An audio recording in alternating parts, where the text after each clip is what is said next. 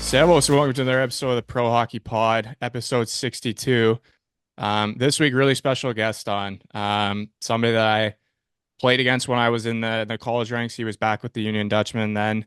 Has been in the college game for 27 years now. Very well-known name, I would say, in NCAA hockey. Won national championships, won World Junior gold medals, won medals at the World Championships as well. Very great career so far, and I'm pretty sure it's going to continue with the success he continues to have. Very good at building programs. Welcome to the Pro Hockey Pod, Nate Leaman. Thanks for having me. 27 years. Wow. That's a long time. Yeah, I didn't want to date you there, but you obviously been in a long time. Obviously, I think that's always a positive. It means you've been successful and obviously doing things very well. Always like to start off just kind of back to your childhood there. I believe you were born in Centerville, Ohio. Like, what's the first childhood memory? What kind of drew you to the sport of hockey? I was a soccer player and was always playing soccer. And there was someone on my soccer team that um, kept trying to encourage me to play hockey. He played hockey also, and he kept saying, "Well, you should play hockey. You should play hockey. I think you'd like it." And I was a late bloomer. I didn't start playing hockey till I was 13. And growing up in the Midwest, where at the time hockey wasn't very popular at all, and started playing late. Fortunately, was in a non, I would say a non-high intensity hockey region, so I could jump in as a beginner and get my feet under me and jump into the game late. Um, but just fell in love with the game. Um, just like everything about the game I loved. I loved the speed, I loved the contact, I loved the scoring, and just turned into a complete rink rat to catch up and you know, and get into the game basically. Not to jump ahead here. Obviously, you mentioned before we're kind of short for time, but I wanted to talk to you one thing about which I thought was very cool, very similar to me. You're a product, playing wise at least, of the D3 NCAA. You went to SUNY Cortland, which obviously isn't very far from SUNY Oswego, where I ended up going after Niagara University.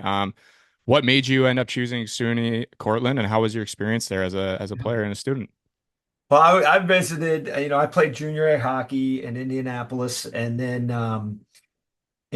was kind of I was that tweener. I was like, a lot of Division III schools were talking with me and wanted me, but Division I, it was all kind of walk on. I had a couple schools talking to me about walking on, uh, and I was visiting schools after the season there to kind of make a decision, and I just had the best time at Cortland. I just kind of fit in well. I seemed to have a good connection with the guys, and there was a guy from my junior team that had gone there the year before and spoke highly of it. So, um, it was a hard decision between the Division I, Division III, but I loved Cortland. I loved every part of it, and as many guys do, I mean, just remain the best of friends with all the guys that I played with there and lived with there. And, I couldn't speak more highly of the experience. I tell everyone, if you have a chance to play Division 3 hockey, like when I was coming through it, I'm sure it was the same for you. Sometimes there was kind of a negative put towards it, as in, oh, it's D3, but I had a great time at Oswego, and it led me to the life I have now. And it sounds like, your experience was very similar. After Cortland, I believe you went on to the University of Maine, and you started as a volunteer assistant, if I remember correctly. Um, how did that opportunity come to you? And did you always know that when you were done playing, you wanted to get into coaching? No, I thought I was done. I really thought I was done. I was a biology major. I'll go on a little ramble here, but hopefully it's a good story for people. But so my senior year in college, um, I had lived up at Cortland all the summers, and I had done internships with the Fish and Wildlife Service. Um, so I thought I was going to go into environmental science. My senior year, I had a couple people mentoring me. I applied to grad schools to get what's called a research assistantship. Basically, you get your grad school paid for, but you do research, in whatever area they'd like you to do the research, to cover the grant, basically. Um, so I was looking at Ohio State, University of Maine, and Cornell. Uh, Cornell wanted me to retake the GRE English part, and I just kind of said I didn't want to retake it. So the Cornell was out, like I was talking with them. That was probably my top choice. And I just kind of said, like, all right, I'll move on. I was offered research assistantships at Ohio State for a PhD, which is a 5-year program, or the University of Maine for a master's program, which was a 2-year program. And I didn't want to commit to 5 more years of school. The PhD offer at Ohio State was probably a better offer. But I didn't want to do 5 more years of school. I wanted to go do the master's and then kind of move on. Ironic part is all three of those schools I was looking at had Division I programs. So I'm up there, and the first month of school, I'm meeting all the grad students in biology. You come in, there's a group of like 5 or 6 of you. You become friends. You're taking classes together, all this stuff. We're out at a Mexican place on a Friday night having, eating and having margaritas, whatever. And I'm at the table, and um, the topic of conversation was science and biology. And I just realized at that point that maybe I don't have the passion that they do for biology. I was just like, wait a second, what am I doing here? And it was just one of those little moments where you're just kind of going like, I like what I'm doing, but I really like to go fishing, so maybe that's my real passion here. And so then literally the next Monday I cold called the main coach, asked if I could meet with him. I don't know what drew me to do that. That was a pretty courageous thing to do. And again, I'm lucky I chose Maine because Maine's at almost at the end of the earth, right? They're not going to get a lot of help up there. Um, so Sean Walsh was the head coach at Maine. He took the meeting, and I went in and met with him, just said, I'm new to the area. I played college hockey, looking to maybe get into coaching. Um, and and he took the meeting. We met for about a half hour. He then called my college coach. My college coach gave me a good recommendation. I was like captain of our team at Cortland a couple of years. So I had a good relationship with him. He gave me a good recommendation. And then Sean brought me back in the next week. He said, look, there's a local high school that needs a team or a coach. Local high school team needs a coach. Go do that for a year, and then let's circle back. So I did that. But during Christmas time, during Christmas break, our high school team was practicing at the rink at Maine, and they practiced after us. And he came and he watched our practice. And then right after the practice, he came to the coach's room and said, I'd like you to help out the rest of the year and then help out the following year. Well, the following year, we win the national championship. So all of a sudden I go from, you know, not being in the game at all to catching an unbelievable break, to being in the game and then catching another break to us winning the national championship. Now I'd like to say I helped with that national championship, but a lot of things came together there. And I was probably in the right place at the right time with the right people, and then worked for it, I guess. I finished my master's degree up there, and then after that, it was kind of, jump into the biology world or jump into the coaching, and I knew where my passion was. And because of just kind of everything lining up, I believe you would probably say it had something to do with, the next year you getting a job at Harvard University, which is obviously a tremendous school, a lot of history there. You were there for 4 years, I believe, as an assistant coach. Um, did you feel that every year you were slowly growing, maybe creating your own recipe to eventually use as a head coach down the road? Yeah, I mean, I got a common theme with me and coaching is that I basically got a lot of jobs because no one wanted them. You know, um, the Harvard job was we won the national championship at Maine. I was looking at jobs. Um, I was offered a couple, in junior, but there are a couple. I really wanted to stay in college, and there are a couple that opened up. and they interviewed me and I didn't get them. One was Wayne State. Um, they were both Midwestern jobs. I can't remember the other, but they basically those coaches kind of didn't give me the time of day at all, and then the Harvard head coaching position turned over really late in the summer. So the new head coach came in and needed to grab two assistants. He grabbed Ron Ralston, who works with me now here at Providence, but then they needed to find kind of the second guy, the low end guy, a little bit. And the job only paid $12,000 a year and no health insurance. So they didn't have a lot to choose from. Um, you know, and I went and met with Sean about it, Sean Walsh, and he said, this is a job you got to take because he knew that you could turn it quick at Harvard because of the name. And he said, this is like, I think you guys will turn that program around quick. I think it's a good job for you to take, go do it, go get your, go get after it. And I did, I went after it. And like took the job, $12,000. I was on the road recruiting a lot my first year just to get per diem, um, just so I could, kind of find a way to live. The richest school in the world, is paying people $12,000 with no health insurance, you know. But but I did it, and again, I got the job because basically it came down to me and one other person, and I was available and willing, and then we turned that program around, and I think we won the league in year 3 or 4. Played in the NCAA tournament, I think our last couple of years there. Um, and ended up recruiting like I think 4 or 5 guys that played in the NHL there. So It seems to be a very common theme throughout your career of, turning programs around, I would say. Um, Before I talk about that, I just want to say the 12,000 thing, like I can relate to that so much. Like being over here in Europe, you kind of take jobs just to kind of get your foot in the door, and it's always never the money you thought it would be, but it's about just kind of the experience learning, and then you're hoping that it leads to something down the road, which evidently happened for you. But your first head coaching job, you end up going to Union there.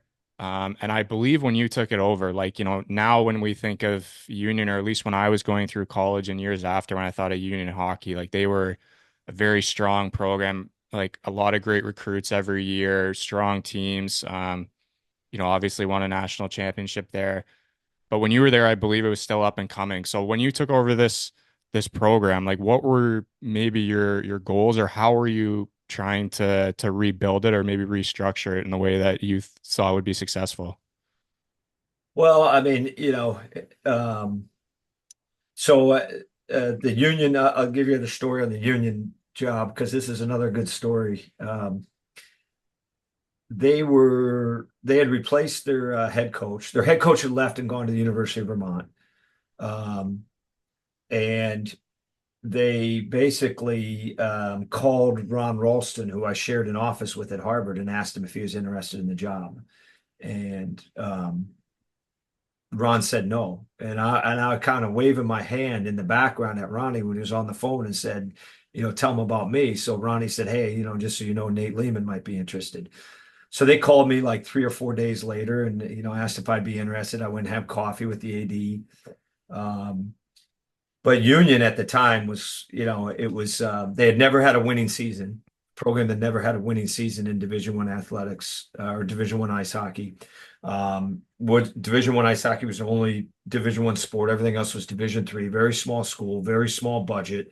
Um, no strength coach, no weight room. It was like it was bare bones as bare bones could ever be. And they were talking a lot about going Division Three, going back to Division Three. Um, so I was 29 and I just went through the process. It was another position where I know the two other people that were in it, and they both like pulled out because when they saw the resources and saw the budget and everything, they said, no. So I was literally, I think I was last man standing, for the job. I was 29. I took the job, and yeah, I just put my head down and got to work. The reason I took the job and the reason I went after that job is because I knew I was coming from a Division III background and there weren't going to be a lot of options for me. Like I didn't feel like, I knew I had to go prove myself. I didn't feel like I was going to be one of those coaches that I was going to get 10, 11 calls about this job or that job. It wasn't going to, I just knew I was going to have to, be a guy that had to go take a chance on myself and go work for it. So I took the job, and I think year 4 we had a winning season. Year 5 we started winning playoff series. We slowly, went from getting, like kind of average Division I players to good Division I players, and we started getting some of the real like MVP of the league type guys, and some really good players. Um, and then we finally got a goalie by the name of Keith Kincaid. And I just, we were always kind of, over 500, but we couldn't turn the corner to really like win big. And then we got Keith Kincaid.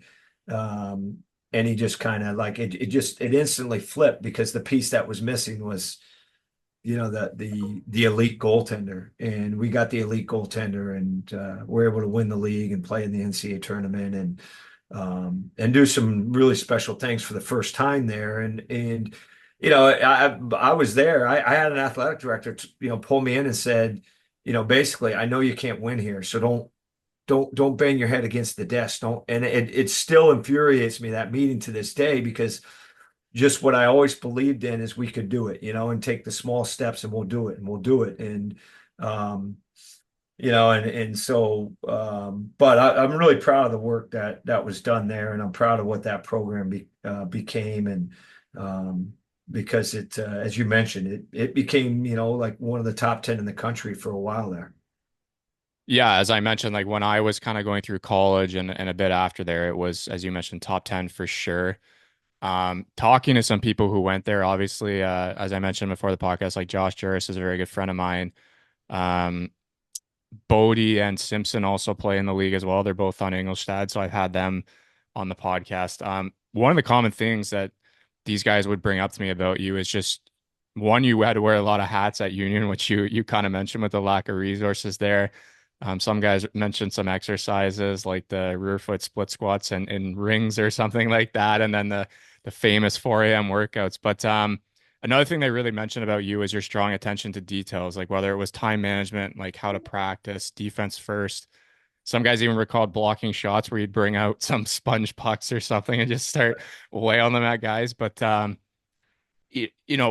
did that all come from? Like the kind of desire to have that strong attention to detail and teach these guys, everything, whether it was stuff on the ice or off the ice, like even time management. Like Josh brought up to me, like an example. I can't remember it fully, but he had a meeting with you one day about like time management, and he was just like totally taken back by it. But it's something he still remembers to this day.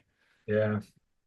Well, I mean, like our margin of winning at Union was like so small. Like we were not gonna, especially when I first got there, like we were not gonna out talent people, So it had to be, we had to give everything we had and out detail people.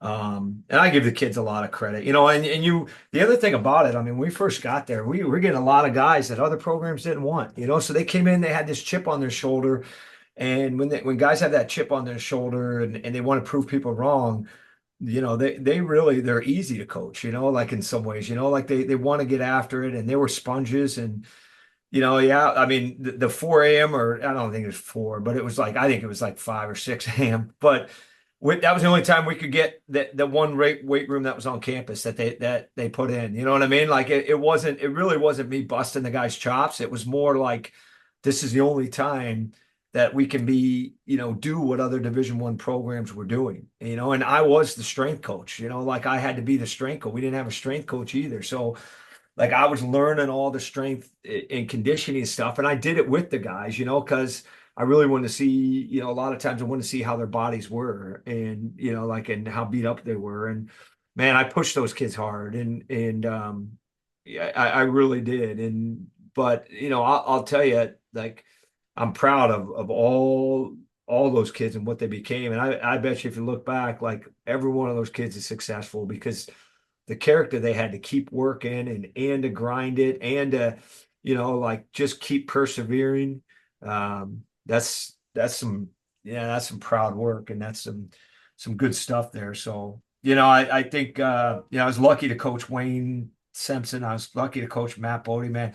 I remember recruiting Matt Bodie. That was a long process. And I remember going up and having coffee with him after a game, and when we got Matt Bodie, that's what I was talking about. Like, we got the rookie of the year in the BC League, and that was a really big get for our program, that, and kind of showed like how far we became, how far we came. And then all of a sudden you're getting Josh Juris, and so it was just, like people ask me all the time, what there's no big answer. It's nothing. It's like all these little chips. It's all these little steps you just got to take, and you got to keep going. And these little steps you just got to keep taking, and to keep trying to get better. Me as a coach, and then them as a group of players. You just keep getting the next guy and the next guy and the next guy and the next guy, and eventually, everything can go in the right direction. But it's no secret ingredient or no big thing. It's just all these little things that you just chipped away at, I guess. All those guys, I forgot to mention Daniel Carr too, also plays Wow. in Switzerland still.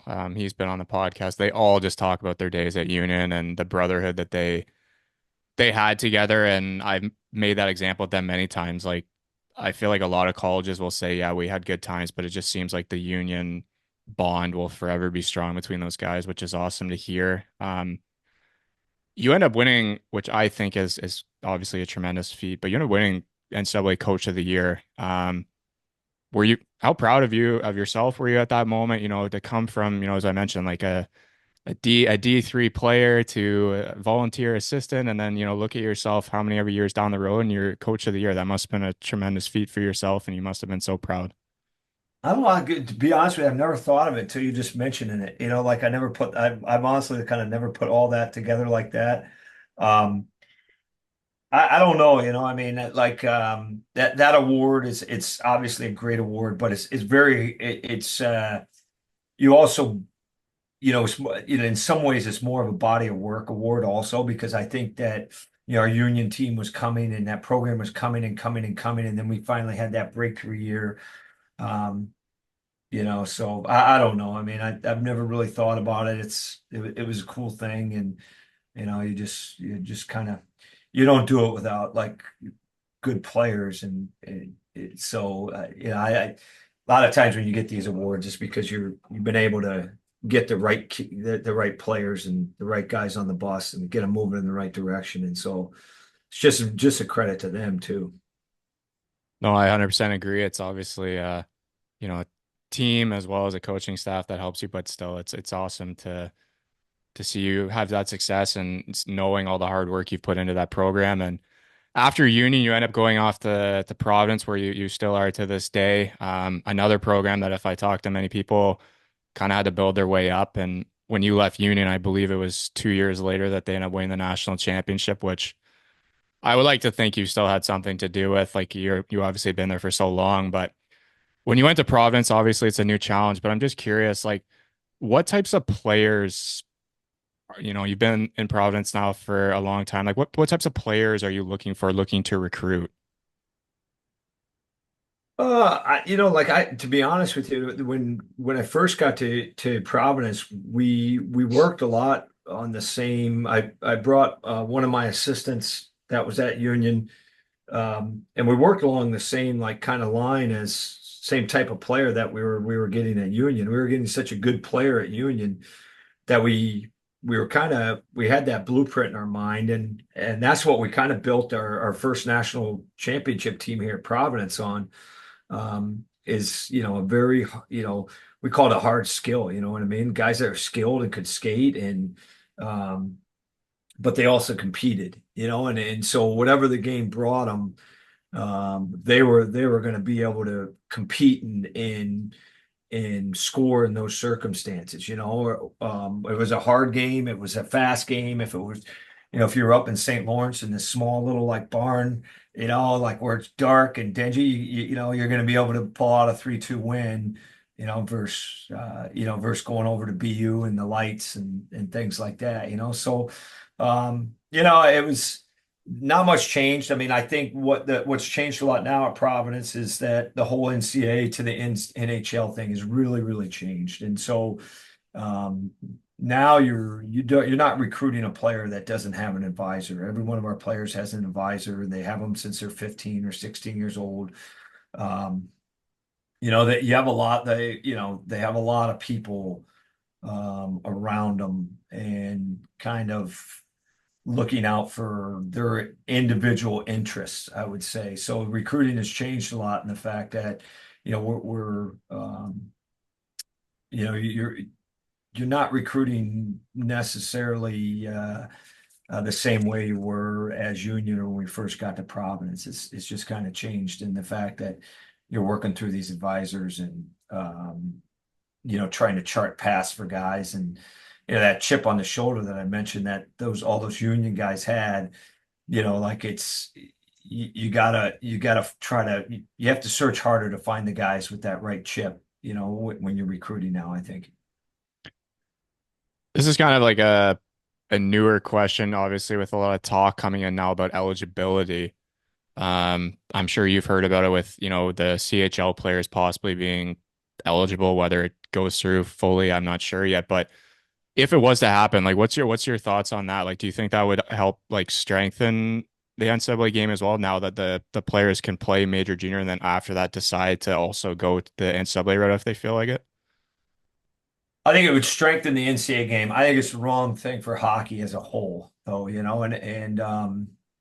I sat on a board with the NHL about 5 years ago, um, and they had there was someone within the NHL that was really pushing for this to happen. They had brought in all the contingencies, all the major junior, all the agents, they had brought everyone in and kind of to discuss it. And I still go back to my feeling there, what I had then is what's right for the game. See, I think what's making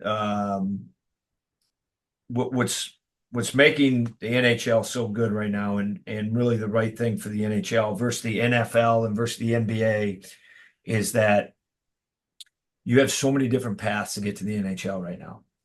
And right now in North America, you have the major junior path and you have the college path. You have two paths, but because you have two paths, you have all this, you have major junior A hockey, but then you have all this tier two junior A hockey. So you have a lot more players playing when they're 17, when they're 18, when they're 19 years old, you know, and that's what's good for the game. Like I feel I've always felt hockey is a sport where some guys just develop a lot later. And we've all seen those guys, Josh Juris being one of them, like they weren't ready when they're 15, 16, they hadn't grown yet, or, maybe their coordination, maybe their strength, maybe they just started playing. Like there's just so many things going on um, that we shouldn't pick a pool of kids to say this is the pool when they're 16 years old. We should be looking to get as many kids play the game until they're 19 years old, and then they have their last year major junior when they're 20, or then they go to college, or then they can go to the East Coast League, or then they can go to Europe. I mean, um, and that should really be the goal of the NHL. I felt, like I discussed it then, and I still to this day, like the goal of the NHL should be we want as many kids playing this sport across the world until they're 19, 20 years old, so we can find our pool of players for the NHL. Like we should, Brandon Tanev had 39 points his last year in the British Columbia League. He aged out as junior. He had 39 points as a forward. He would have been told, like, if this new model breaks through, I don't know if there's a spot for Brandon Tanev in Division One hockey. Brandon Tanev's making $3 million in the NHL right now. You know, he just needed more time. He needed a longer runway. He needed, like, that. So if all of a sudden we say there's one path in North America to the NHL, and that's you play major junior, and then you go to college, and you go. So now all of a sudden, major junior's picking their guys at 16. So now we're telling all these 15 and 16-year-olds, you're not good enough. You're not good enough. You're not good enough. You're not, and I think that's the wrong thing. That so um, would opening major junior make the college game better? It probably would because you're going to have a lot of high-end guys in college. Would it make, is it good for the game? No. There's not an ounce of me that thinks it's good in the game and good for the game. And that's what I'm worried about is that, is I've seen, college hockey's got 33% of the NHL. Well, major junior probably has 40%, and then Europe has the other 30%. And it's like, yep, we got three paths. We got ways for kids to go and grow.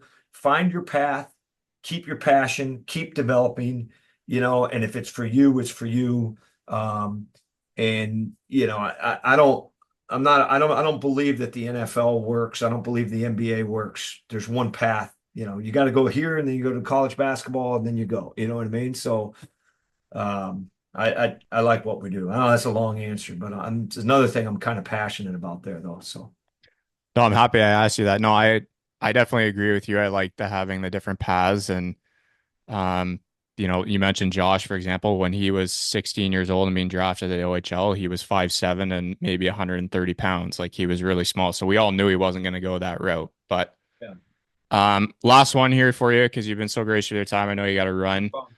Um, what is one piece of advice or multiple pieces of advice you would give the younger generation? So if you're talking to younger athletes out there right now, what are one or multiple pieces of advice you would give them? Oh, well, I mean, follow your passion, because like all the books and all the studies now about like grit and things like that, like you're going to be grittier at whatever your passion is, and that's, so I would say follow your passion. Um, and I just like, and I tell the guys all, just keep getting better one day at a time, keep attacking little things. If you're looking for the big thing and the easy thing or like the one big solution to be great at whatever you do, it doesn't have, in my experiences, it's never happened that way. It's always been about all these little battles, all these little, victories along the way and to try to celebrate those little victories along the way. It's hard when you're working hard, not enough people or time, you realize what those little accomplishments are. You don't until you get the big accomplishment, but I guess those would be my somewhat pieces of advice. I mean, and I'll tell you, you know what, one of the good things I got from the biology world when I was working, at the U.S. Fish and Wildlife Service, those jobs were really hard to come by. And I remember speaking with one of my professors at the time, and they were cutting jobs in the fish and wildlife. The government was, and he told me, and I remember going to talk to him. He was my junior year in college, and I kind of talked to him and kind of said, "Man, is this worth going into?" Like, and I was talking to him about what should I do for grad school? Is this even possible? And that professor, told me, if you're good enough, there's always going to be a spot for you. And I've given that piece of advice to a number of people that have come to me about a risky path or a path for them is and I really believe that like we all get these little opportunities, but you got to be good in those opportunities, and if you're good enough, then the next opportunity will come and the next thing will come and and it'll go your way, like but it's make the most of those opportunities and because if you're good enough, just follow your passion because there's always spots for great people. You are guest number 62 on this podcast, and I have to say that's probably the best answer. I ask that question to everyone to end it. And yeah, at the end of the day, I think you're right. If you're good enough, things will happen for you and you can take those risks because at the end of the day, it's going to pay off. So I appreciate you taking the time. Obviously, wish you all the best this year with Providence hockey and someone like yourself that's been in the game a long time and had a lot of success. I think we know why. I'll say hi to Gilmore for you. Hopefully, let him Yeah, know that please. the reunion's coming up here soon. And Yeah. yeah, Mr. Leaman, thank you so much again. It was awesome to talk to you. All right, thanks for having me. I really appreciate it. We'll talk to you soon. Sounds good. And for those listening, until next week. Cheers and ciao.